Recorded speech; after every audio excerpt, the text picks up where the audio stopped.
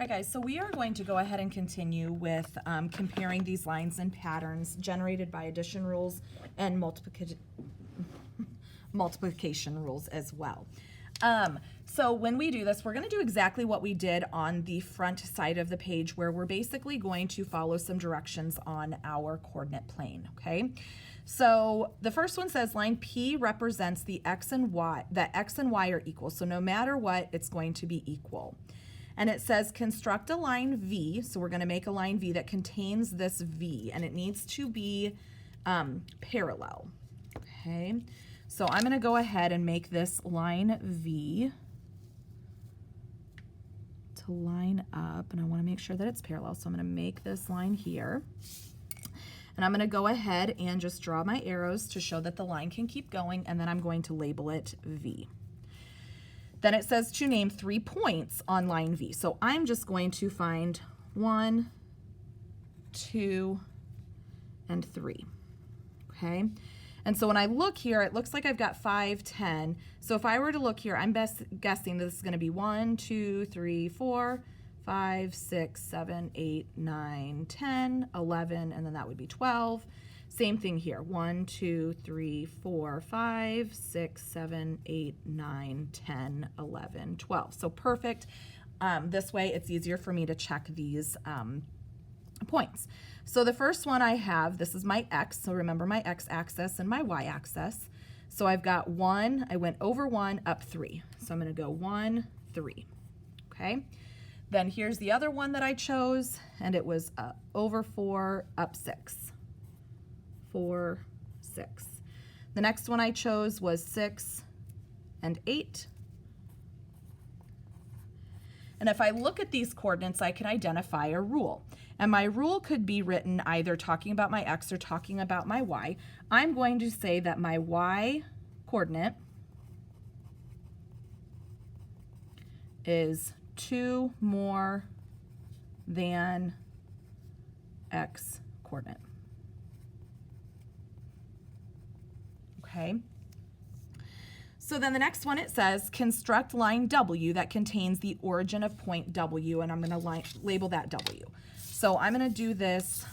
This is kind of hard. I want to make sure that I can see this other line to make sure that it is parallel, and it does line up nicely.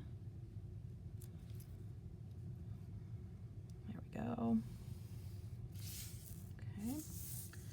Might not be the best, but it works. Okay, so I'm going to label this W.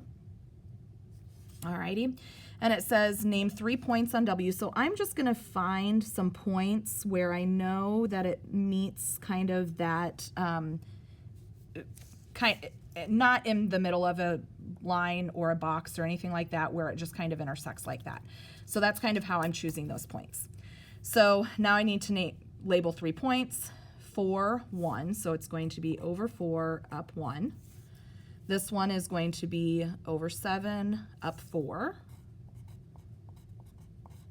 And then this one is over 9, up 6.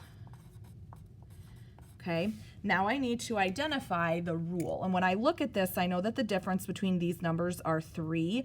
So what I could say is x coordinate is 3 more than y. Or of course, guys, I can also say this backwards, where I could do it the other way, where I can say y is 3 less than x. So there is kind of 2 different ways that you could write this rule out. It says to compare and contrast the lines V and W in terms to their relationship. Well, I know that they are parallel.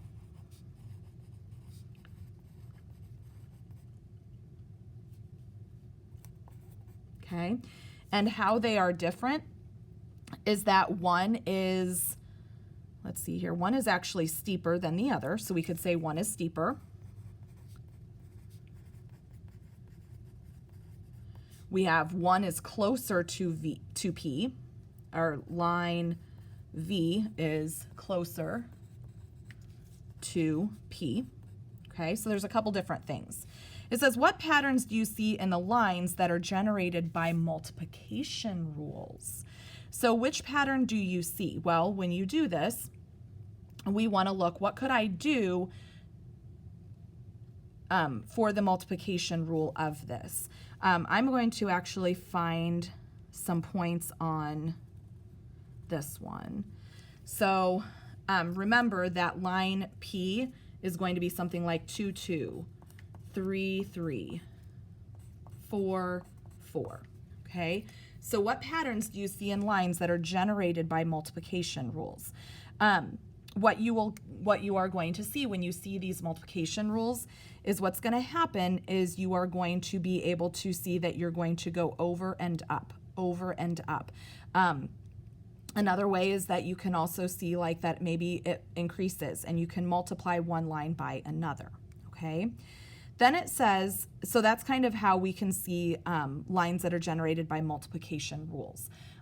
It's also kind of like looking at our X and our Y's, like did we multiply this? You know, what could I have done to this number to kind of get the same one? If I would have been on P, you know, I could multiply 1 times 3 and I would be onto line V. On this one, I could multiply line W by 1 and I would still be kind of where I would need to be to make that rule kind of close.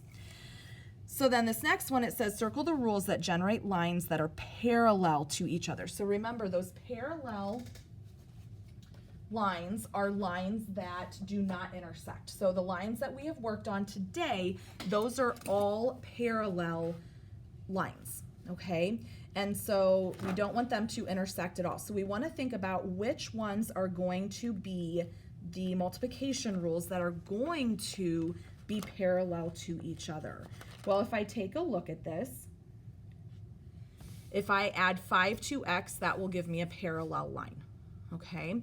If I multiply x by 2/3, it's not going to give me parallel. If I add a half to x, then that would still give me a parallel line. But if I multiply this, it will not give me a parallel line. Okay, so the one thing we have to remember in order to make them parallel is that our rules have to be that plus or to add to my x.